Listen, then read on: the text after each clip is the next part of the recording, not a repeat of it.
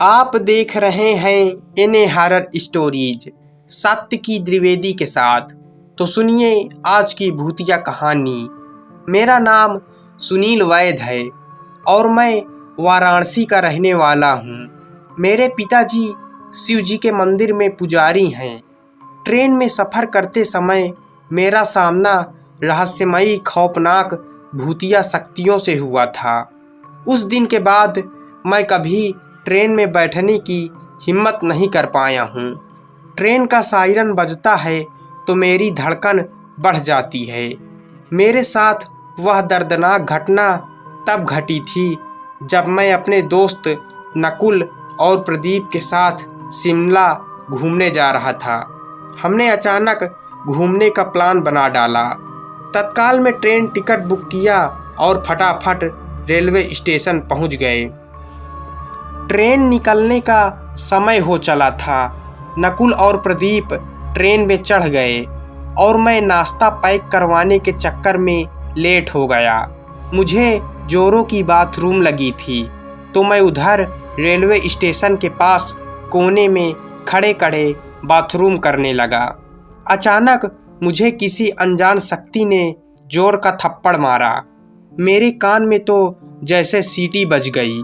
मेरा नाश्ते का पैकेट हवा में उछलकर बिखर गया। आसपास देखा तो कोई नहीं था, लेकिन मैं जिस पत्थर पर बाथरूम कर रहा था उस पत्थर से धुआं निकल रहा था। ये देखकर मेरे तो रोंगटे खड़े हो गए। मैं फौरन ट्रेन की ओर भागा और चलती ट्रेन बड़ी मुश्किल से पकड़ी। नकुल और प्रदीप मुझे देखते ही गालियां देने लगे। वो बोले कि कहाँ मर गया था, ट्रेन छूट जाती तो। अब मैं उन दोनों को कैसे बताऊं कि मैं किस मुसीबत का तमाचा खाकर आ रहा हूं। ट्रेन ने रफ्तार पकड़ ली और हम तीनों दोस्त भी मौज मस्ती करने लगे। नकुल और प्रदीप से मैंने तमाचा खाने की और पत्थर से धुआं निकलने की बात बताई, लेकिन वो दोनों तो मुझ पर हंसने लगे। रात हो गई थी। हमने ट्रेन में ही खाना ऑर्डर किया और फिर कुछ ही देर में हम ट्रेन में बातें करते करते सो गए। नकुल और प्रदीप की सीट ऊपर बर्थ थी और मैं नीचे खिड़की के पास सोया था। करीब रात 3 बजे ट्रेन किसी वीरान जगह पर रुक गई।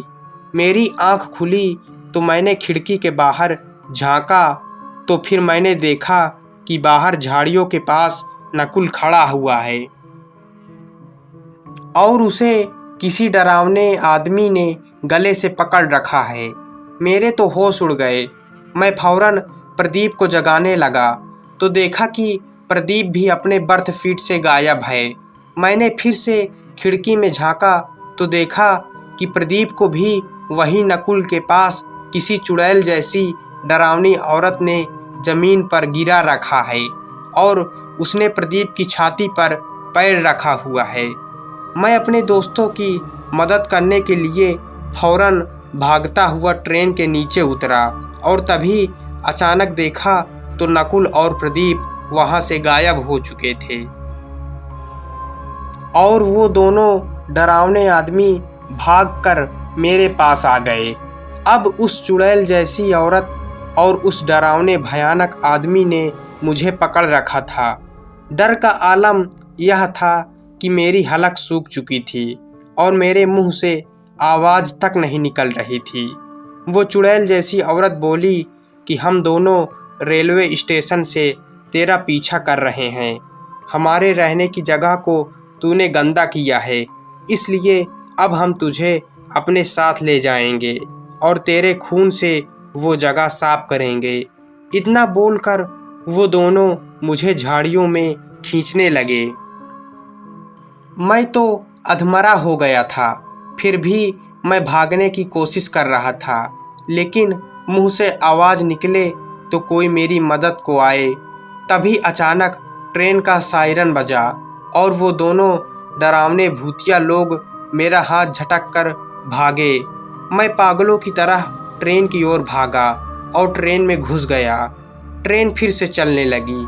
मैं चुपचाप अपनी सीट पर जाकर सो गया। मेरी धड़कनें काफ़ी तेज थी, फिर भी मैंने डरते डरते खिड़की से झांक ही लिया।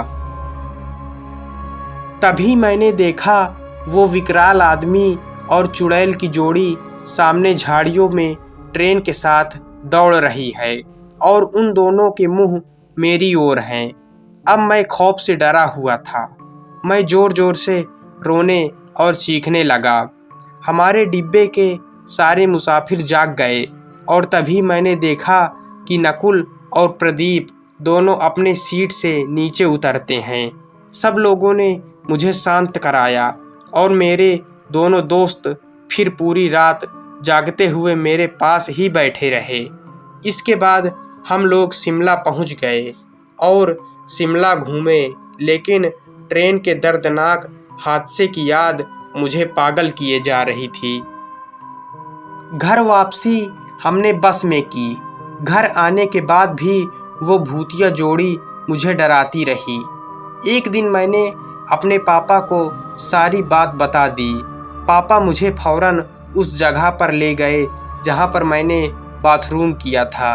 उन्होंने पानी की बाल्टी और झाड़ू मंगवाकर वो जगह खुद पानी से साफ कर दी और वहाँ हाथ जोड़कर बोले कि मेरे बेटे ने अनजाने में जो गलती की है उसके लिए मैं आपसे माफ़ी मांगता हूँ